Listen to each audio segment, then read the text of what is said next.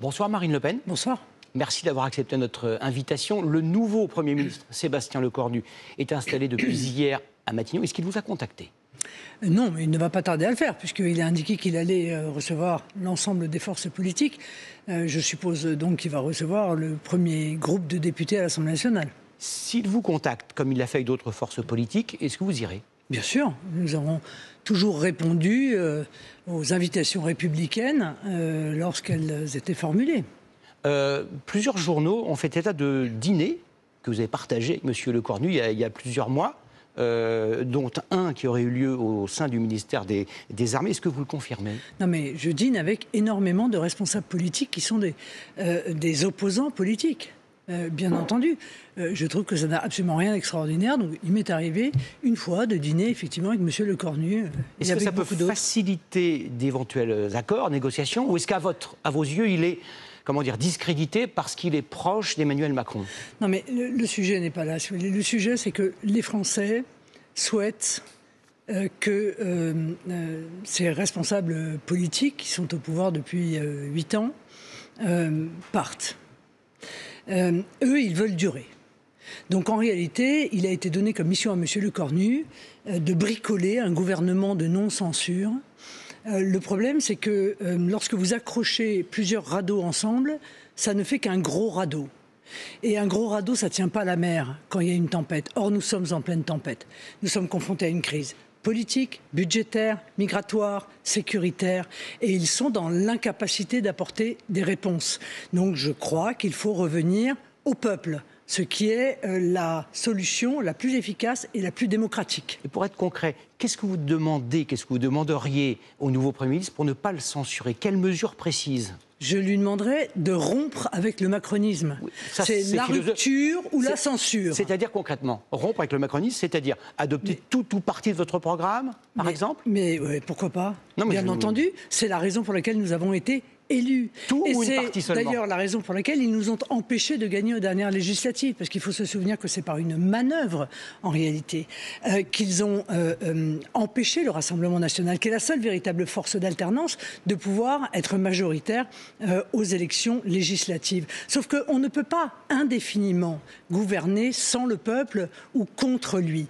Les politiques que veulent voir mettre en place les Français aujourd'hui, c'est l'arrêt de l'immigration et de cette submersion d'une immigration de guichet. C'est arrêter de verser des sommes considérables à l'Union européenne qui passe sa vie à nous faire des enfants dans le dos, comme avec le Mercosur ou avec les droits de douane avec les États-Unis. C'est lutter sérieusement contre la fraude, qui est un véritable vol organisé des Français. Voilà. Et tout cela n'est pas fait.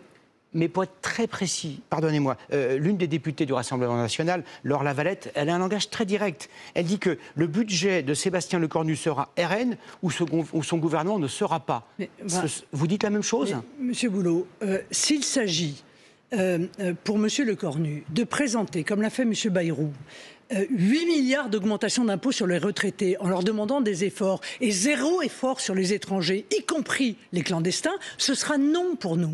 Voilà, les choses sont extrêmement claires. S'il s'agit de présenter, comme ils vont le faire, une augmentation de 5% des assurances pour payer les conséquences des casseurs et des émeutes, ce sera non pour nous. S'il s'agit de doubler les franchises, comme ils s'apprêtent à le faire pour l'ensemble des Français, et en revanche retirer les minimes restrictions à l'aide médicale d'État dont bénéficient les clandestins, ce sera non pour nous. Nous voulons, et les Français veulent, de la justice. Et ils veulent, par ailleurs, de l'efficacité. Le moins qu'on puisse dire, c'est que, en termes de justice et en termes d'efficacité, ce gouvernement, depuis 8 ans, a failli.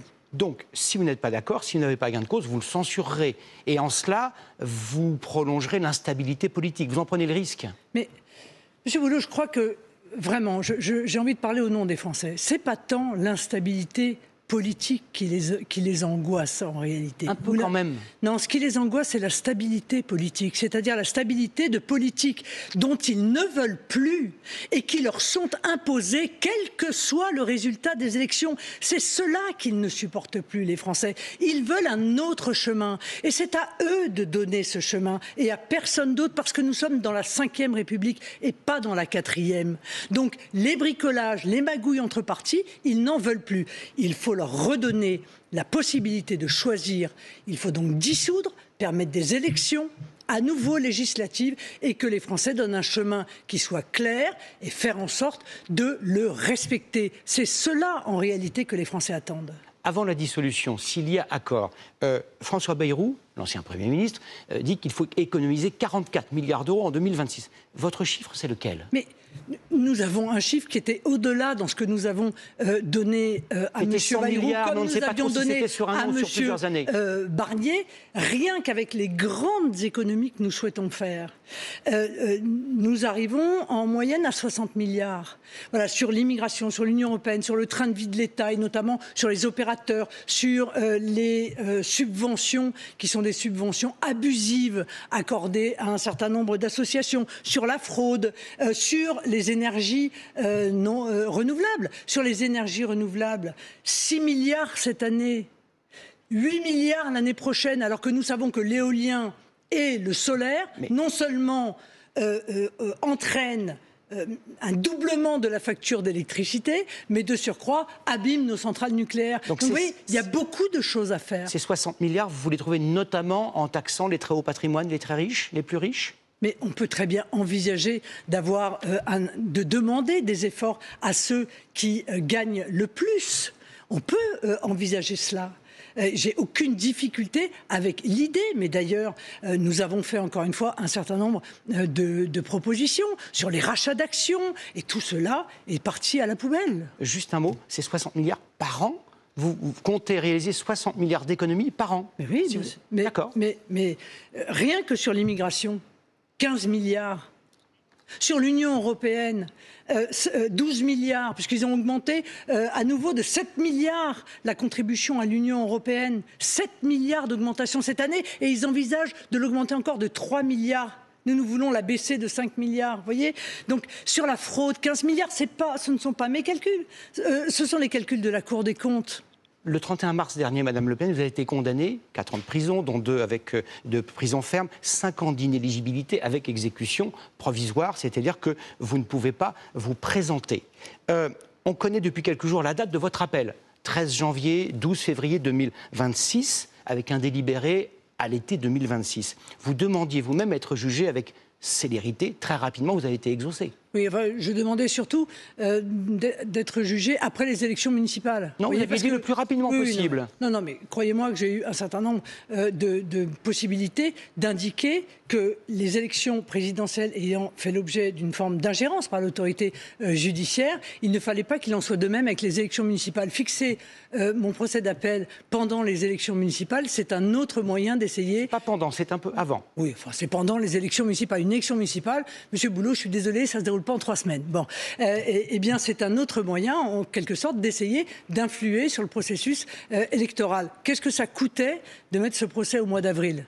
Mais ça rend théoriquement possible, si le jugement vous est favorable, le fait que vous puissiez vous présenter à l'élection présidentielle en 2027. Oui, mais vous inquiétez pas, j'ai d'autres moyens de recours. Mais enfin, ce qu'il faut que les Français sachent, en tout cas... Quel moyen, Madame Le Pen? Ce qu'il faut que les Français sachent, c'est que comme ils l'ont vu, ça n'a pas entamé mon énergie, ça n'a pas entamé ma volonté, et que ma situation personnelle n'a jamais et n'aura jamais aucune influence sur les décisions que je suis amené à prendre pour les défendre. À propos des moyens que vous pourriez employer pour être éligible en 2027, le journal Le Monde, ce soir, croit savoir que la dissolution, si elle advenait, pourrait vous arranger pour une raison particulière. En cas d'élection législative anticipée, si le Rassemblement national, votre parti, obtient la majorité, vous pourriez voter un texte de loi d'amnistie en votre faveur qui vous permettrait de vous présenter donc à l'élection présidentielle de 2027. Est-ce que c'est totalement faux? C'est une élucubration? Vous le démentez? C'est ça, c'est une élucubration. Ce qui, de la part du monde, personne dans votre entourage n'a envisagé cela. Est assez habituel, en l'occurrence.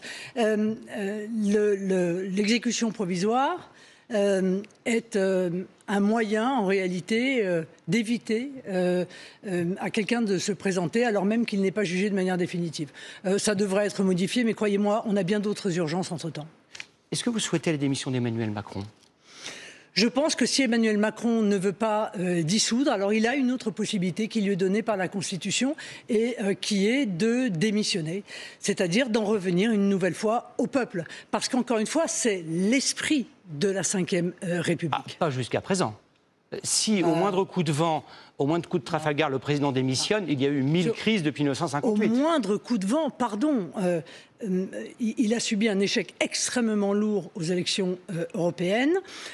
Il a subi un échec extrêmement lourd aux élections législatives. Combien de signaux faut-il maintenant? La décision lui appartient. Et il n'a aucune majorité. Je n'exige pas sa démission. Et il n'a aucune majorité cohérente face à lui. Je lui dis, Monsieur le Président, vous n'avez que 2 moyens de sortir de la crise que nous connaissons. Soit vous opérez la dissolution de l'Assemblée nationale, soit vous démissionnez, soit vous opérez la dissolution, vous mesurez en quelque sorte le très peu de confiance que les Français vous portent et peut-être d'ailleurs dans la foulée, vous pourrez prendre la décision de démissionner. Donc quelle que soit la date d'une future élection présidentielle, anticipée ou à temps en 2027, vous restez ce soir la candidate du Rassemblement national, quels que soient les obstacles. Exactement.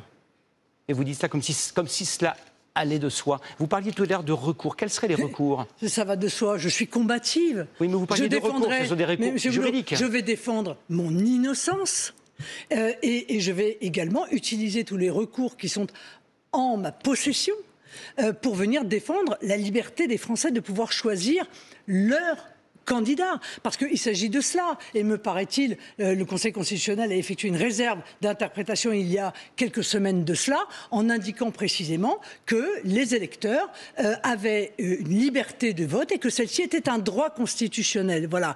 Donc je viens défendre ce droit des Français de ne pas se voir privés de leur candidat ou en l'occurrence de leur candidate. Dans un scénario qui, pour vous personnellement, est moins favorable, si vous ne pouviez pas vous présenter, Jordan Bardella, vous l'avez dit et vous le redites ce soir, serait le candidat, non pas un candidat de substitution, mais un excellent candidat du Rassemblement national? Mais bien entendu.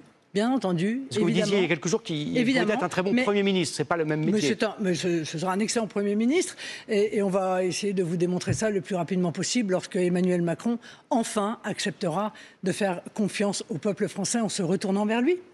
Hier, 200 000 personnes à peu près sont descendues dans la rue dans le cadre du mouvement Bloquons tout. La semaine prochaine, 18 septembre, tous les syndicats appellent à une grève massive. Est-ce que vous souhaitez le succès de ce mouvement social du 18 prochain? Non, mais la réalité, c'est que ce mouvement social, il a été détourné de son objectif.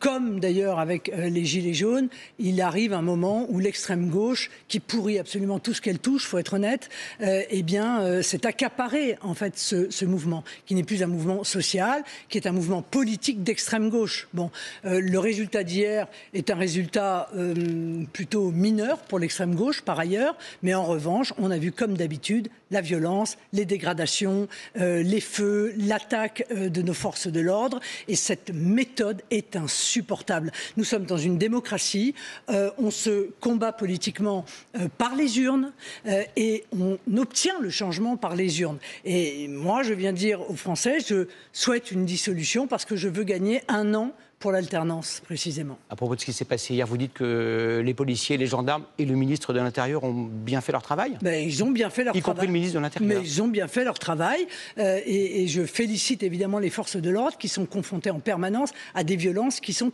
inadmissibles, mais qui sont, il faut bien le dire, très peu poursuivies. Toutes les dégradations qu'on a vues hier, plutôt que de demander aux Français d'augmenter de 5% leur versement à leurs assurances, toutes assurances confondues, pour payer les conséquences des dégradations des racailles. On ne pourrait pas attraper les racailles et leur demander de payer? Je pense que ça pourrait être une bonne chose, non? Donc si vous étiez aujourd'hui ministre de l'Intérieur, vous auriez identifié ceux qui ont brûlé l'autobus à Rennes. Personne ne les a identifiés pour l'instant. Écoutez, est-ce si facile, Madame Le Pen? Oui. Tout le monde le souhaite, mais est-ce si facile? En tout cas, je vais vous dire une chose, Monsieur Boulot. Il est absolument impossible que jamais personne ne soit attrapé et que jamais personne ne soit traduit devant un tribunal pour lui demander de payer financièrement les conséquences des dégradations qu'il commet. Ça n'existe pas. Or, ça n'est jamais fait. Donc ça veut dire qu'il n'y a pas de volonté de le faire. Moi, j'ai la volonté de le faire. Parce que si ce ne sont pas les casseurs qui payent la casse, eh bien ce seront les Français. Et je ne le souhaite pas. Je voulais vous poser une question importante, une question d'actualité. Le ciel de la Pologne, l'espace aérien polonais a été violé à plusieurs reprises, sur plus de 150 km, par des drones d'attaque russes. Si vous étiez présidente de la République française aujourd'hui, que feriez-vous face à Vladimir Poutine? Non mais, d'abord, en ce qui concerne ces drones, permettez-moi de vous rappeler que je suis un défenseur de la souveraineté nationale et je suis défenseur du droit international. Donc je considère que ces incidents, dont je sais d'ailleurs qu'ils sont assez fréquents entre nations, et je le regrette. Non, pas dans l'autre sens. Il n'y a pas de Non, drones mais occidentaux dans le ciel entre russe. nations. Oui, enfin, il y a eu une frégate française qui a été illuminée par des Turcs, vous voyez. Bon, donc ce sont des incidents qui arrivent, ils sont déplorables et ils sont condamnables. Voilà, c'est aussi simple que cela. Donc s'il s'avère que ces faits sont avérés, eh bien, je les condamne de la manière la plus ferme qui soit. Merci, Madame Le Pen, d'avoir répondu à nos questions.